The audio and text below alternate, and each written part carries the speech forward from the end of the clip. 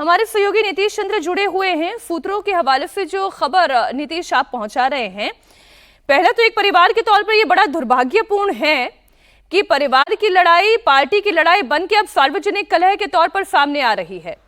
रोहिणी आचार्य की नाराजगी कहां से शुरू हुई और कैसे ये कहानी शुरू हुई? देखिए, रोहिणी की नाराजगी पिछले कई समय समय पर आपको दिखी भी होगी। आपको याद होगा विधानसभा चुनाव के ठीक पहले, उसकी घोषणा के ठीक पहले तेजस्वी यादव जिस रथ पे सवार होकर घूम रहे थे, उस रथ पर संजय यादव आगे की सीट पर, जहां लालू यादव बैठा करते थे बहुत पहले, जब वो तस्वीर पोस्ट हुई, सामने आई, तो उसके बाद रोहिणी ने संजय यादव पर सवाल खड़े किए और उसके बाद उनकी नाराजगी सामने आई। उस समय वो खुद बयान तो नहीं दे रही थी, लेकिन वो सोशल मीडिया के जरिए अपनी बातें खुलकर रख रही थी। उसके बाद वो सिंगापुर चली गई।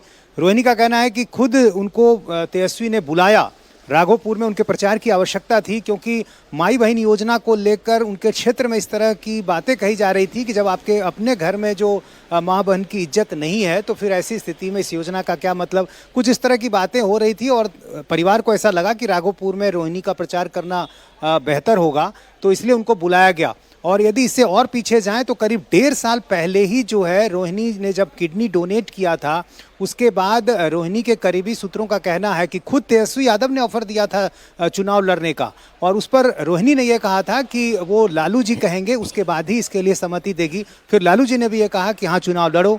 रोहिणी पाटलिपुत्र से चुनाव लड़ना चाहती थी, छपरा का ऑफर किया गया था, लेकिन मीसा भारती इसके लिए तैयार नहीं थी और इसके बाद आखिरकार रोहिणी मान गई और छपरा का चुनाव लड़ी।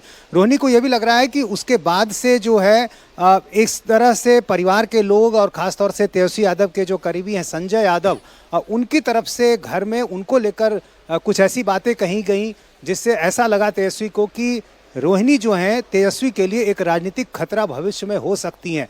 जो रोहिणी के सूत्र हैं वो कह रहे हैं कि इसके कारण ही सारण चुनाव में भी उनको पूरा सहयोग नहीं दिया गया। इस हार की जिम्मेदारी तुम्हारी है या तुम्हारी हाय लगी है, ये बहुत बड़े शब्द हैं। जी हाँ, बिल्कुल। और हमारे सूत्रों का कहना है कि ये बातें हुई, और चूंकि रोहिणी ने यह सवाल खड़ा किया था कि संजय यादव को लेकर सवाल पूछे जा रहे हैं, पार्टी के कार्यकर्ताओं में ये सवाल है, तो जिम्मेदारी तय होनी चाहिए, समीक्षा होनी चाहिए। और इस बात को लेकर ही जब बातचीत हो रही थी तो बहस में ये तब्दील हो गई और फिर तेजस्वी यादव इस बात में काफ़ी गुस्से में आ गए और उन्होंने कहा कि तुम्हारी वजह से यह हार हुई है। परिवार में के जो अंदरूनी बातें थी उसको आपने सार्वजनिक किया, उससे गलत संदेश गया। फिर यहाँ तक उन्होंने कहा है कि तुम्हारी हाय लग गई है, इस वजह से हम हार गए। काउंटिंग के ठीक पहले उन्होंने गुड लक कहा, उसका उन्होंने कोई जवाब नहीं दिया। ये बात भी रोहिणी को काफ़ी खराब लगी। तो लगातार जिस तरह की बातें हुई उसके बाद तेजस्वी यादव काफ़ी नाराज हुए और उसके बाद उन्होंने चप्पल भी फेंका।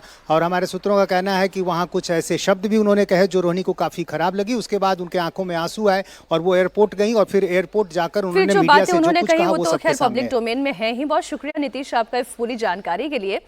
वैसे लालू परिवार में दरार की शुरुआत बहुत पहले से हो गई थी। तेज प्रताप को जब पार्टी से परिवार से अलग किया गया तो उन्होंने खुलकर तेजस्वी के खास संजय यादव को टारगेट किया था, उन्हें जयचंद कहा था। लेकिन रोहिणी और तेजस्वी के बीच में ये घमासान क्यों हुआ, उसकी पूरी इनसाइड स्टोरी भी आपके सामने रखते हैं। दरअसल लोकसभा चुनाव से 1 साल पहले यानी जुलाई 2023 में खुद तेजस्वी ने रोहिणी से सारण से चुनाव लड़ने की बात कही, लेकिन रोहिणी ने कहा कि अगर पापा कहेंगे तो वो इस पर फैसला ले लेंगी। लालू यादव की सहमति के बाद रोहिणी ने सारण की जगह पाटलिपुत्र से लड़ने की इच्छा जताई, लेकिन बड़ी बहन मीसा भारती इसके लिए तैयार नहीं हुई और आखिर में सारण से ही रोहिणी आचार्य लड़ने को तैयार हुए और फिर यहाँ का जो नतीजा है वो सब जानते ही हैं। अब लालू के परिवार में जिस तरह से रोहिणी का अपमान हुआ, उससे लेकर सियासत तेज हो गई है।